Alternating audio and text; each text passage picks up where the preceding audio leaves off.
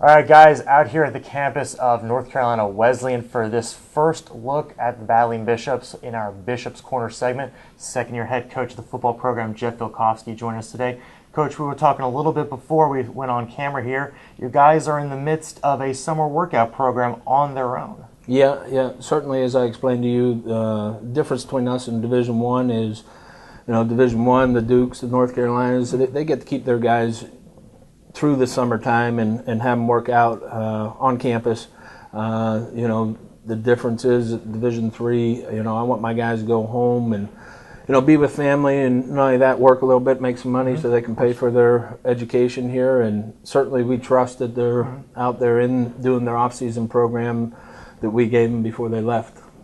Well, second year with the program. Last year, 2-8 campaign, 2-5 in conference play.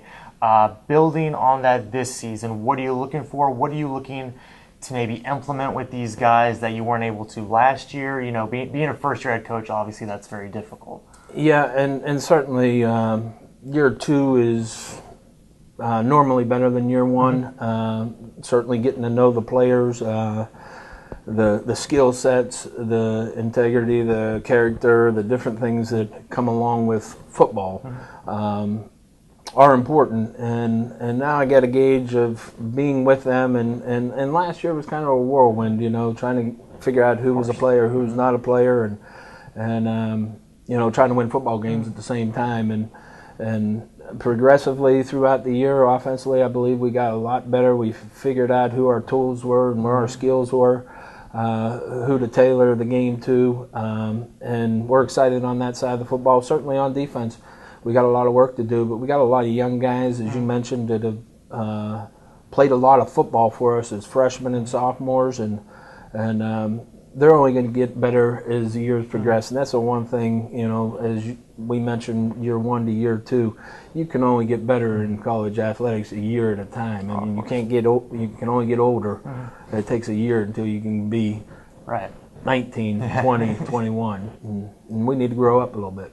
Well, one of those guys that was really one of the foundations of your defense came on last year. One of your top tacklers, Trayvon Marshall. He was one of the first-team all-conference players for this team. Also, Jock Alston, your dynamic running back, who was a junior last year. Two guys you can really look to on each side of the ball, as well as returning quarterbacks, Robbie Lanier and Dustin Midget. Talk us through those guys and anybody else you're going to be looking to after last year's campaign going into this season. Yeah, and those first two guys, and again, I've been around this game a long time, and certainly I'm happy they're playing in the blue and gold, if you would.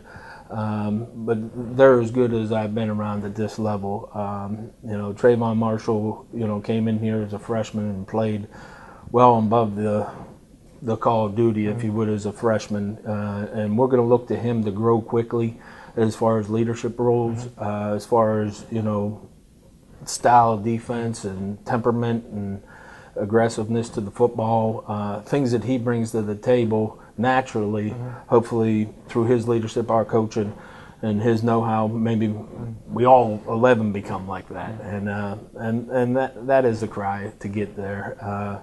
Jay, you said it. I mean, he's as dynamic, and I'm a humble guy. I look at him, and I've been around and seen some great running backs, especially at this level, the last league I was at.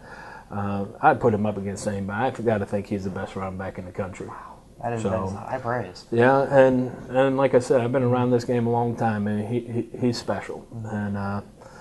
And then the quarterback play, I mean, the beauty of those two guys, they're both going to be juniors. They both played. They both performed well at times in the offense. They both have that, again, year two in a system. I think they're only going to grow and get better. The skill set is there. The perfection or perfecting it certainly is something we're going to work on through camp.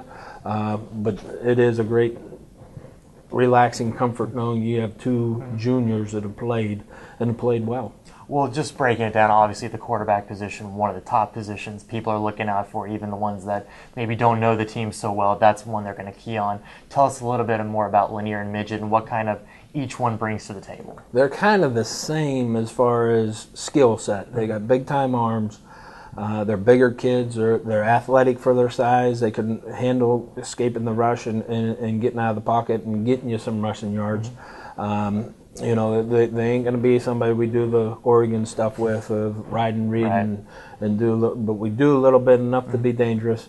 But they're they're almost the same guy, you know. The perfection in honing in their skills is, you know, going to set one apart from the other, and that's what camp's all about.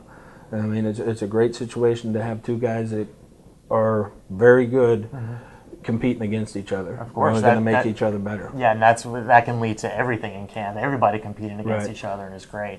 Looking forward to the season. An extra conference game this year that gets added on, so now you're going from 7 to 8 conference games. Also, you're going to be playing a Thursday night game this year at home, which is now going to be called Bishop's Field, it looks like. So no, you're still playing at the Rocky Mount Athletic Complex, but now the actual field is going to be called Bishop's Field. Talk a little bit about that. And I remember we discussed some last year about how big that was for recruiting to have your own kind of home stadium, and now that it's going to have really a name to go with it. Yeah, and certainly I do not know where the talks are. I mean, certainly saw the article in the paper. I don't know how finalized anything is. I'm not privy to all that information, but certainly, you know, as we spoke a year ago, the big thing is having a home, being able to walk into your own stadium, if you would. This is where we play, and that's a big thing for retention purposes. And just, you know, the one thing I want to do is protect my guys, I mean the team, and anything we can make their experience here at Wesleyan a better experience, that's great.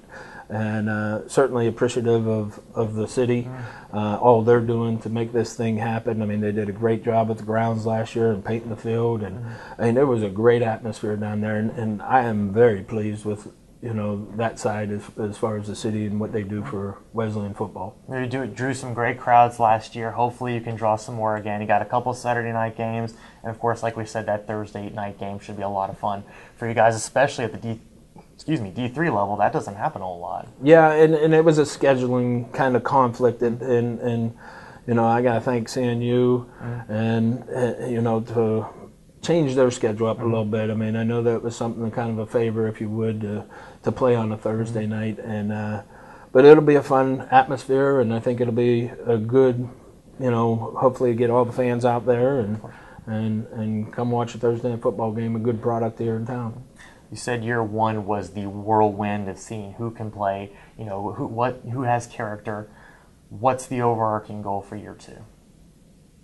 Besides winning more football games, you know, certainly developing more of the structure of the program.